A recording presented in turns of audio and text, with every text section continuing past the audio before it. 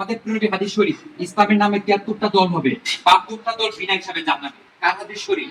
আমাদের প্রাণাদিক প্রিয় হাদিস শরীফ, মিসকাত শরীফ থেকে অসংখ্য হাদিস শরীফে বর্ণিত হয়েছে যে ইসলামের নামে ৭৩টা দল হবে, এর মধ্যে ৭২টা দল বিনা হিসাবে জান্নাতে, একটা দল শুধু জান্নাতে যাবে। এখন সাহাবীরা আমরা জানতে চাইলেন, ইয়া রাসূলুল্লাহ, তার কোন দলটা সত্য, কোন দলটা জান্নাতে যাবে? তখন তিনি বলেন, মান আনা আলাইহি ওয়াসহাবি, আমি এবং আমার সাহাবীকে আমরা যেই মতে যে আদর্শে, ওই দলটি হবে আহলে সুন্নাত ওয়াল জামাত। অর্থাৎ আহলে বাইত কেন্দ্রিক আহলে সুন্নাত ওয়াল জামাত, ওইটাই নাজাত পাবে। ঠিক। একটা দল জান্নাতি, বাকি সব দল কি জান্নাতি। এখন আপনাদের কাছে প্রশ্ন, যারা ওয়াহাবি তারা কি নামাজ পড়ে না? যারা কাদিয়ানি তারা কি নামাজ পড়ে না? যারা শিয়া তারা কি নামাজ পড়ে না? যারা সুন্নি দাবি করে তারা তো নামাজ পড়ে না।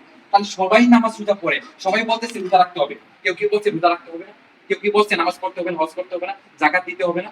সবাই কিন্তু বলে নামাজ পড়তে হবে, রোজা রাখতে হবে, হজ করতে হবে, দাঁড়িয়ে রাখতে হবে, টুপি পড়তে হবে, সব কিছু ঠিক আছে। সমস্যা কোথায়? সমস্যা হচ্ছে ঈমান। সমস্যা কোথায়?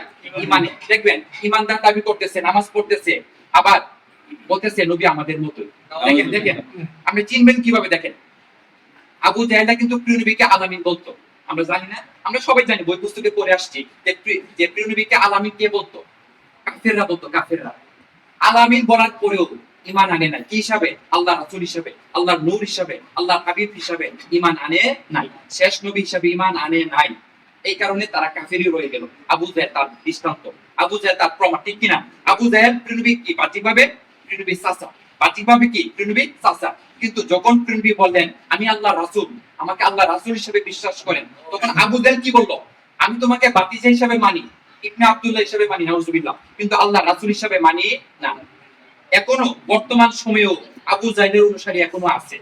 আপডেট হয়েছে, আপডেট কিভাবে? ওরা বলে উনি রাসূল ঠিক আছে, উনি নবী ঠিক আছে, কিন্তু উনি আমাদের মতোই বিয়ে করতে, শাদী করতে, নাউজুবিল্লাহ বলে না? যে উনি আমাদের মতোই গুনাহ করছে, আস্তাগফিরুল্লাহ, নাউজুবিল্লাহ। বলে কি নবীরা ভুল ত্রুটি করেছে, আস্তাগফিরুল্লাহ, নাউজুবিল্লাহ। অথচ আমাদের নবী নিষ্পাপ, আমাদের সকল নবীরা নিষ্পাপ, কোন নবীর ভুল থাকতে পারে না, আস্তাগফিরুল্লাহ, নাউজুবিল্লাহ। তাহলে যারা বলে দাড়ি টুপি ঠিক রাখার পরে, নামাজ রোজা পড়ার পরে বলতেছে নবী আমাদের মতো। আচ্ছা আমি আপনাদেরকে একটা ছোট্ট একটা প্রশ্ন করতে চাই, এখানে কে আছেন আমার মতো? বলেন তো। নাই। আছে কেউ? শুধু এখানে না, সারা পৃথিবীর মধ্যে প্রায় 815 লক্ষ মানুষের মধ্যে, 800 কোটি 15 লক্ষ মানুষের মধ্যে আমি চ্যালেঞ্জ করলাম, আমার মতো কেউ নাই। আপনার মতো কেউ আছে? আপনার মতো কেউ আছে? তাহলে নবী আমার মতো কিভাবে? উনি আল্লাহর রাসূল, উনি আল্লাহর নবী, আর আমি হচ্ছে আল্লাহর বান্দা, আমি হচ্ছে রাসূলের উম্মত। তো উম্মত আর নবী কি এক হতে পারে?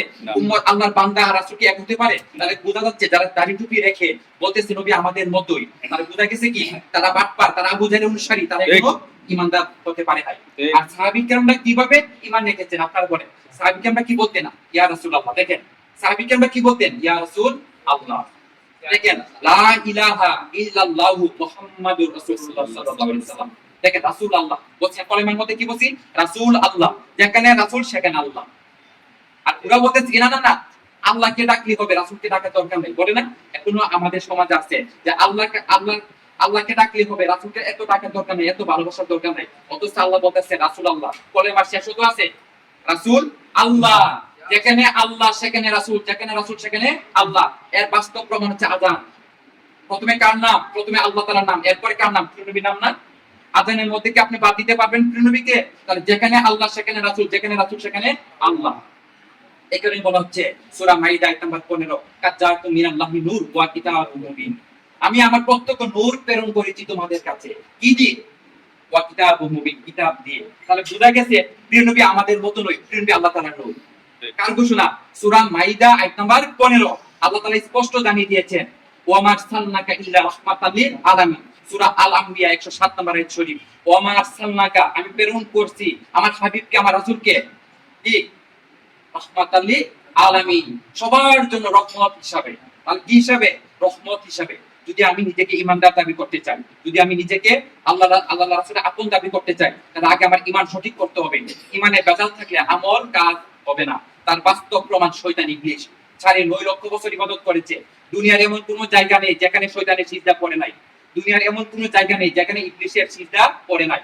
9.5 লক্ষ বছর ইবাদত করেছে, কিন্তু শেষ পর্যন্ত ইবলিস হিসেবে খেতাব পেয়েছে, ঠিক কিনা? সূরা আল বাকারা 34 নম্বর আয়াত শরীফ, আবাস্তাকবারা ওয়া মিনাল কাফিরিন, আল্লাহ তাআলা ইবলিসকে কাফির হিসেবে ঘোষণা করেছে। কেন? ইবলিস তো আল্লাহর ইবাদত করত, আল্লাহ সিজদা করতো, তারপরও কেন ইবলিশ হিসেবে ঘোষণা করলেন, বিতাড়িত করলেন, অভিশপ্ত করলেন? কেন? ইবলিশ মূলত আদম আলাইহিস সালামকে সিজদা করে নাই। আমরা ছোটকাল থেকে পড়ে আসছি, যখন আল্লাহ তাআলা আদেশ করলেন ফেরেশতাদেরকে, হ্যাঁ ফেরেশতারা, যদি তোমরা আমি আল্লাহকে রাজি খুশি করতে চাও তাহলে আদম আলাইহিস সালামকে সিজদা করো। সব ফেরেশতারা বিনা শর্তে সিজদা করলো, কিন্তু ইল্লা ইবলিশ, ইবলিশ ব্যতি রেখে সবাই সিজদা করলো, ইবলিশ সিজদা করে নাই। ইবলিশই প্রথম বলছিল যে আদম মাটির তৈরি, আমি আগুনের তৈরি। দেখেন, প্রথম নবীদের শানে মাটি শব্দ ব্যবহার করলো কে? মিস্টার ইবলিশ। তাই ইবলিশের অনুসারী কিয়ামত পর্যন্ত থাকবে, সাহাবী কিরামের অনুসারী কিয়ামত পর্যন্ত থাকবে, কারণ হক বাতিলের দ্বন্দ্ব আছে, সত্য মিথ্যার পার্থক্য আছে, ঠিক না?